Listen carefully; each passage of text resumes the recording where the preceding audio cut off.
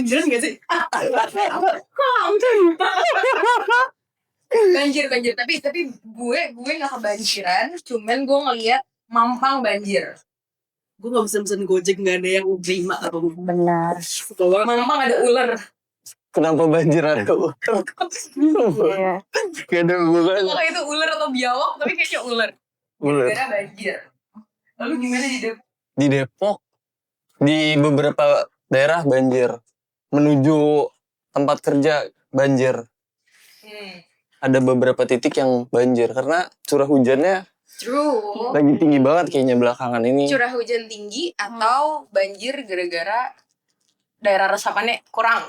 Nah, gimana tuh? Kayaknya mungkin ya Karena itu juga. gue kan dia kayak di hitungannya masih daerah hijau lah kalau di Jaksel. Nah, dia tuh nggak pernah banjir sampai 2023 banjir. Oke. Padahal nggak terlalu harus kayak benar-benar deras banget gitu loh. Dan kayak intensitasnya benar-benar super lebat dan lama. Tapi itu banjir, padahal sebelumnya nggak pernah banjir. Gitu. Jadi apakah karena hujannya super lebat atau juga gara-gara faktor-faktor lain? Kalau lu kayak apa sih? Gue sih bayanginnya kayak sekarang kan makin banyak perumahan. Kalau lo suka lihat, pokoknya kalau gue pulang gitu ya, terus mau ke rumah, biasanya tuh ada kayak ini lakeside house. Riverside. Iya. Saya tuh kayak gitu loh, yang adalah sebenarnya das kan atau kayak daerah hijau yang gak boleh gitu. Marketing dong ya sebenarnya. Iya, lakeside, riverside gitu. Itu kayak tahun lalu di daerah Bekasi nggak sih? Jadi perumahannya tenggelam semua karena memang dulunya aliran air sungai. Bener. Jadinya gitu deh. Ya bener-bener kayak semua di galaksi gak sih yang sampai rumah-rumah gede-gede banget gitu. Tinggi. Tapi kayaknya kalau yang banjir kemarin di Sumatera beda lagi tuh ya.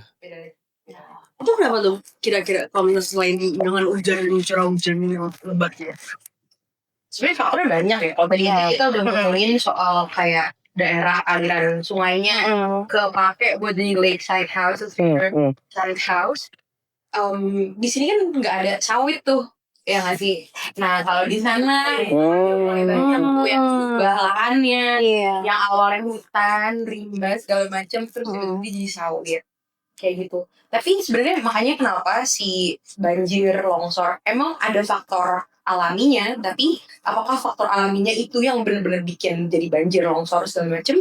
Itu kan juga sebenarnya pertanyaan. Tapi emang tingkat deforestasinya di Sumatera tuh kemarin tinggi banget. Gue sempet baca berita gitu yang ngebandingin kayak laju deforestasinya tahun 90-an sama sekarang. Terus kayak itu tuh petanya tuh bisa kayak kita geser slide gitu jari kita dan kelihatan banget bedanya gitu loh. Dulu yang wilayahnya masih hijau, terus sekarang tuh kayak udah ganti dan emang banyak yang jadi perkebunan sawit juga gitu. Iya.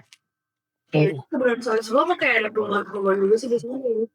Ya ada yang diubah jadi pemukiman juga, tapi ya tetap buat tujuan versi sawit itu juga lumayan ngambil banyak porsi juga di situ deforestasi itu. Jadinya karena banyak proyek ya, dia nggak harus sawit sih bentuknya kayak di Jakarta kan dia nggak bikin sawit ya, tapi juga tetap banjir. Mungkin juga gara-gara tadi yang lo bilang perumahan atau gue nggak ngerti apa lagi, mungkin bisa jadi sekarang banyak pedal nih. Gimana sekali jalan dari rumah sampai tempat kantor kayak 5 baru dibangun. Sekarang udah kayak minimarket sih. Tiap belokan ada lapangan pedal. Kalau lahan kosong takut jadi toko es krim itu yang salju itu. Sekarang ganti takut jadi tempat pedal ya. Kayak surfing soon gitu. Ya benar. Terus juga di Pekalongan, itu bentuknya beda, kayak nggak harus karena sawit aja, tapi nggak berarti sawit tuh nggak jadi major factor gitu kan, karena udah pasti kalau di Sumatera ya udah sawit tambah, gitu. Tapi di Pekalongan itu juga bentuknya beda dan emang karena dia juga di daerah dataran yang dekat sungai laut kan. Pantai gitu, juga karena rob segala macam. Iya juga exacerbate gara-gara faktor lain. Ya kemarin banjir, kamu lihat gak videonya yang viral itu? Ya itu kan bahkan air banjir tuh bisa kelihatan dari orang yang di dalam kereta gitu. Tadi gue baru lihat juga berita ada Transjakarta airnya masuk juga tuh ke dalam kan sekarang tinggi banget di Jakarta. Sebenarnya deh, emang kalau misalnya sawit tuh gue gak bisa menjelang Danding dong. Kemarin katanya sawit itu pohon. Iya, sawit itu pohon. Gak bisa. Gak, jadi sebenarnya banyak banget kan kayak video-video yang dan penjelasan-penjelasan yang teman-teman kayak masyarakat sipil, organisasi-organisasi udah pada ngejelasin bahwa apa kalau sawit sama pohon bukan sawit yang kayak akarnya bisa apa namanya lebih kuat terus lebih jauh gitu, itu tuh ngaruh ke penyerapan air, penyerapan lain-lain gitu. Nah terus itu kan pohonnya biasanya akut juga ya. Jadi ketika air hujan deras dia nggak langsung nyampe tanah gitu. Karena tertampung dulu tuh, maksudnya dia nggak nampung kayak kanopi gitu, tapi dia nggak langsung. Nah terus karena kan banyak pohon-pohon daun-daun gitu, pas dia turun pun kalau misalkan itu masih pohon-pohon yang apa namanya ekosistemnya udah ada, dia juga langsung dengan cepat gampang nyerap. Tapi kalau sawit ya nggak gitu, makanya dia jadi bisa di daerah-daerah yang banyak sawitnya ya juga biasanya linear dengan banjir, dengan lingkungan lain gitu. Mungkin parah dong kalau misalnya kalau sawitnya makin banyak. Karena gak ada pohon-pohon yang lain. Iya sih. Dan juga apa namanya sebenarnya kan kalau pohon, jadi yang kita butuhkan di dunia ini kan bukan cuma apapun yang dihasilkan sama sawit. Kita butuh sawit karena dia bisa menghasilkan beberapa hal, tapi bukan itu satu-satunya kan. Terus lo ngebayangin ya, kalau ada pohon yang umurnya ber-30 tahun, nah itu tuh bukan cuma pohonnya doang yang 30 tahun, tapi dia membentuk ekosistem di dia sendiri. Misalkan ada benalu atau ada hewan-hewan yang kayak benefited from like the tree itself. Apakah dia makan maksudnya serangga, apakah dia makan rasa bunganya atau segala macam. Jadi ada kehidupan sendiri di sana. Kalau lo bayangin dia jadi gak ada terus diganti sawit, atau misalkan nanti ditanam lagi pohonnya, ya dia butuh berapa banyak tahun lagi itu buat bisa ada ekosistem yang juga sebenarnya saling melengkapi gitu kan. Gitu. Nah kalau misalkan di konteks Jakarta sendiri, di mana guys pohonnya? Atau mungkin ibaratnya kayak pasar kali ya, kayak kalau di pasar tuh ada banyak orang yang jualan berbagai macam benda barang yang kita butuhin gitu, dan ya kalau kita masuk pasar ya itulah yang ada lingkungannya kayak gitu. Terus kalau tiba-tiba diganti semua orang jualannya sama gitu, semuanya jualan jeruk, ya kan kayak ya beda sama fungsinya pasar sebelumnya yang dimana ada orang yang jual ikan, dimana ada yang jual sayur, ada yang jual kebanyakan vitamin C kita kalau jeruk semua. Penting sih. Penting tapi iya. Gitu. Tapi jadi gimana ini? Ada kebanjiran nggak? Gue tadi kesini. Sebenarnya gue hujan gini sebenarnya ada enaknya juga sih, bermanfaat. Bentar lagi puasa. Gue pengennya nih puasa nih cuacanya adem gini. panas. Jadi iya bener. Pengennya sih gitu sampai puasa, tapi jangan segininya juga sampai banjir gitu. Kayak adem lah gitu pengennya. Tapi ngomong puasa, ini tuh ada yang lucu karena puasa kan lu berarti emang ada jam-jam gimana apa namanya lo bakal puasa dan lo bakal makan gitu. Iya. Tapi kan jamnya emang udah gitu ya, jam bebas lu gitu. Iya. Disclaimer nggak Islam. Ini nggak ngerti ngomongnya gimana. Anyway, berarti kan harusnya di jam tidak puasa, di jam dimana lo puasa, ya lu nggak makan ya? Nggak makan. Yang gue dengar itu tuh lucu banget. Jadi lu tau MBG kan, makan bergizi gratis. Iya. Yang gue dengar MBG tetap bakal ada pas puasa. Dan dia harus Dikasihnya dan dia juga harus di jam yang kayak sekarang dilaksanakan gitu. Gimana kalau menurut lo yang pada puasa? I don't know why. I am not asking why. Aku lihat berita juga katanya mau dikasih makanan yang tahan 12 jam gitu katanya. Oke. Oh, Berarti isinya apa tuh? Tapi bergizi nggak ntar ya kalau tahan 12 jam. kalau nggak diganti aja jadi bukber bersama gratis aja. Dialihin aja kalau nggak. Maksudnya kalau dikasihnya dari siang, terus ya anak-anak sore udah keburu ini. Tapi kalau lu yang adalah anak-anak SMP, SMA, SD, Heeh. terus lo dikasih, lu bakal gimana sih? Gue sih, ya. Jadi puasa. Apakah aku disuruh setengah hari aja? Oke, kalau gitu sih. Gimana ya sebenarnya? Iya. Iya, jadi gue gak ngerti sih sebenarnya itu gimana. Kita mesti cari tahu ya maksudnya itu tuh gimana sih? Apakah Kenapa ya? lu mesti makan gimana sih? Gue bahkan gak ngerti harus ngomong apa, gue kayak at loss. Iya ya. Karena walaupun maksudnya dipilih makanan yang tahan lama, tapi kan juga terbatas juga ya variasi. Ini berapa? Iya. Tapi ngingetin puasa juga. Tahun lalu tuh juga rame pas puasa RUU TNI yang sekarang udah jadi UU tuh. Kemarin tuh gue ada sempat ngikutin tuh UU TNI karena itu lagi rame banget kan dan orang tetap demo. Teman-teman gue ada beberapa. Iya. Jadi DPR tahun lalu tuh mereka bahas pas puasa dan setelah lebaran disahin tuh akhirnya. Iya. Ini tuh yang diem sayurnya. Iya, ini tuh yang waktu itu rame banget itu loh, yang mereka ngebahasnya di hotel mana gitu gue lupa. Oh, Di hotel. iya. Terus habis itu mereka digerebek sama beberapa orang, beberapa aktivis masyarakat sipil. Terus kayak buat menghentikan itu, tapi habis itu dilanjutin. Sus banget gitu kan kayak kok cepet-cepet banget dan kayak di hotel yang mewah gitu kayak takutnya ya itu kan kayak kurang ini ya apa transparan gitu loh. Jadi kita kan juga berhak tahu gitu sebagai publik. Iya, gue jadi penasaran ada apa lagi nih yang bakal dibahas gak sih? Sebelum ya pas puasa. Iya. Sebelum lebaran, iya. Jadi itu waktu itu lebaran kemenangan apa tuh?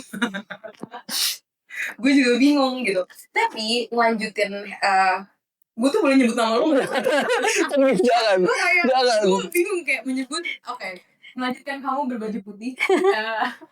Jadi setelah si UU TNI, Undang-Undang TNI itu intinya kemarin ada beberapa poin. Dia salah satu dan beberapa pasalnya itu sebenarnya juga enable lebih banyak kesempatan untuk prajurit TNI ada di jabatan-jabatan sipil. Jadi kan Lu kan udah kerjaan kenapa ngapain? exactly. Jadi itu sebenarnya poinnya. Jadi kan mereka kerjaannya adalah jaga pertahanan. Bukan di pertahanan aja. Pertahanannya kayak supaya Indonesia misalkan nggak diserang dari oleh siapa negara Israel misalkan gitu ya. Nah, terus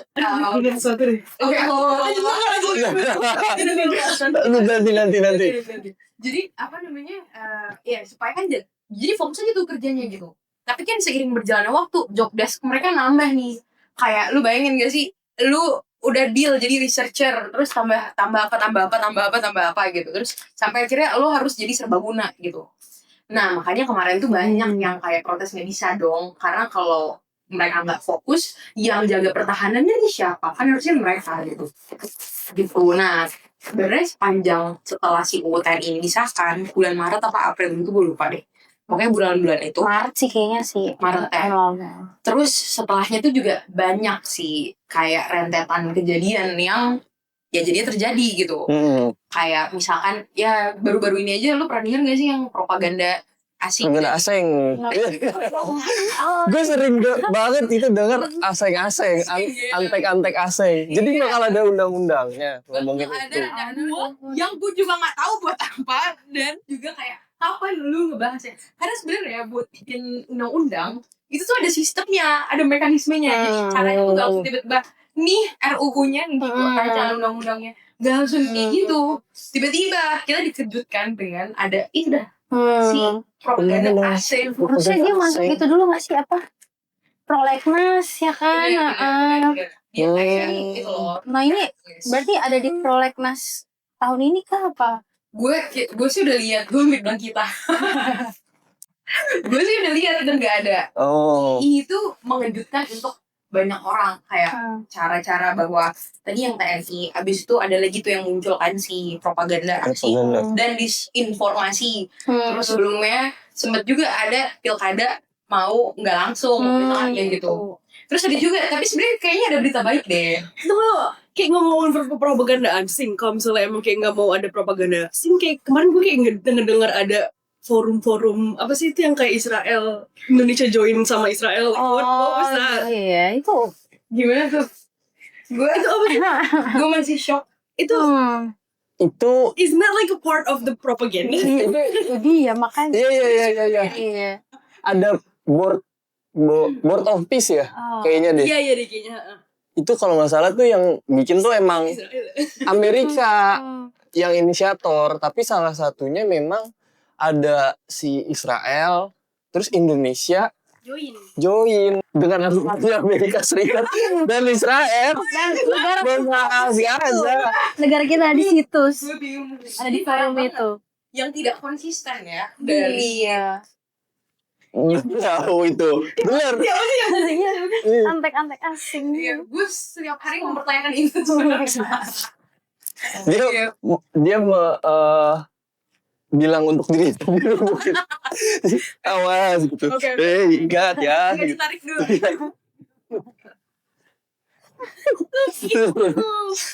Iya, gue juga kadang bingung. Gue bingung sih. Karena tadi bisanya bingung kayak maksudnya karena tadi kita cuma ngomongin puasa terus sampai sini.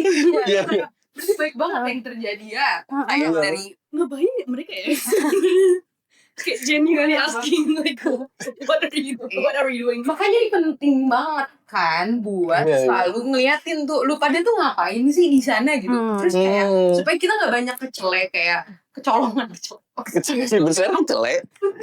Kita celek lagi dah. Oke, asing. Supaya nggak kayak yang kayak tahun lalu flashback tadi yang tadi lu TNI. mention apa TNI disahin. Terus dari situ juga banyak kan yang terjadi KUHP. Itu yang itu yang bikin gimana nih tatanan hukum kita diatur gitu, dilaksanakan juga nantinya.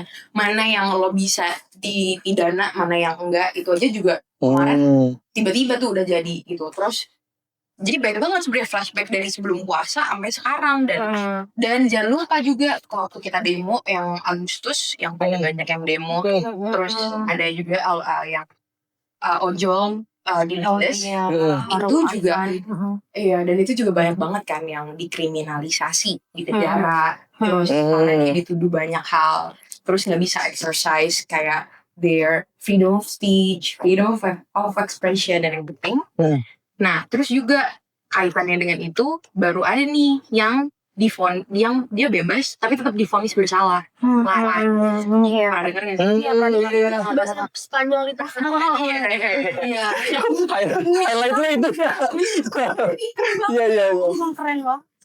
Apa yang lu tahu? Enggak, dia tuh kan kalau nggak salah pas demo dia kayak dia sebenarnya nggak turun kayaknya kalau nggak salah, tapi dia maksudnya share di sosmed kayak komen gitu-gitu aja kan, tapi bisa sampai akhirnya divonis ya Dan bersalah. Jadi meskipun dia bebas, itu tetap nanti dia ada catatannya tuh bahwa dia bersalah penghasutan sih gue ya. Tapi kita harus koreksi lagi kalau misalnya nanti beda.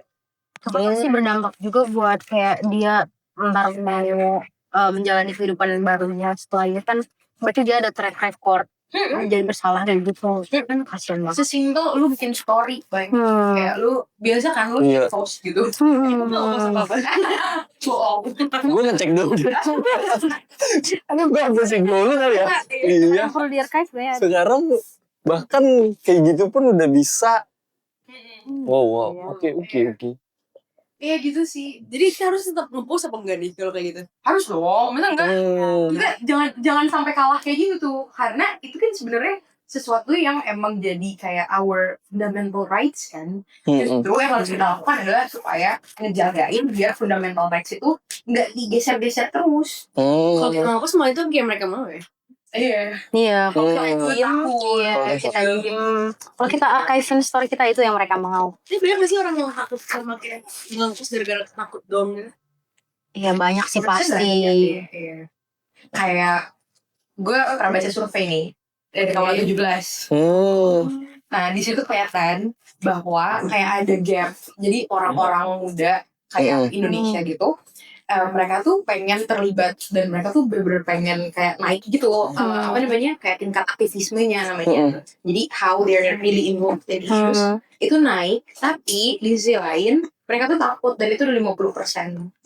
Yang takut gara-gara So like most of them. it's really tough. Jadi kayak kalau kita berempat, ya 2 dari kita tuh takut kayak gitu. Nah, iya karena mereka takut dianggap salah, takut dianggap beda kayak gitu. Yang juga harusnya jangan kita pelihara. Iya, lihat aja Laras tuh kan dia juga pasti nggak mikir bakalan sampai kayak gini sekarang kan dia waktu bikin story itu juga ya udah gitu dia kayak cuma mengeluarkan kekesalan dia doang gitu kayak kekecewaan tapi ujungnya bisa kayak gini. Ya mungkin itu juga yang jadi alasan beberapa orang kayak kita. Takut ya. Tapi ya kita jangan lah deh kayaknya masa segampang itu sih. Tapi emang kadang sih Itu suara apa tuh tadi? Jangan petir lagi. Apa hujan lagi? bukan bukan ya. Aduh.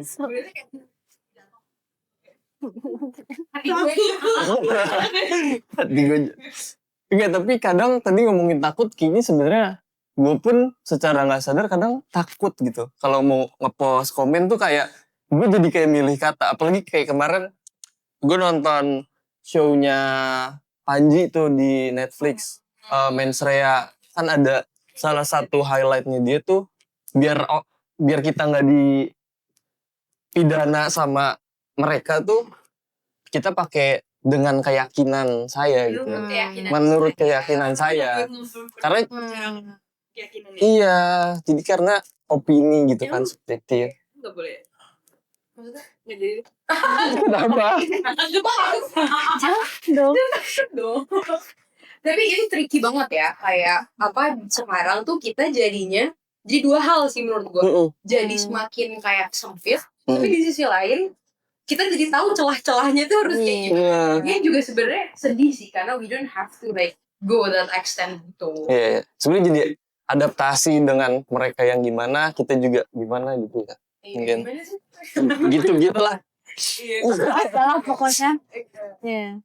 Udah gimana sih ini kenapa kita jadi salah banget sih? Iya. Balik deh gue. Iya. Gue mau lanjutin report juga. Takut hujan lagi deh aduh.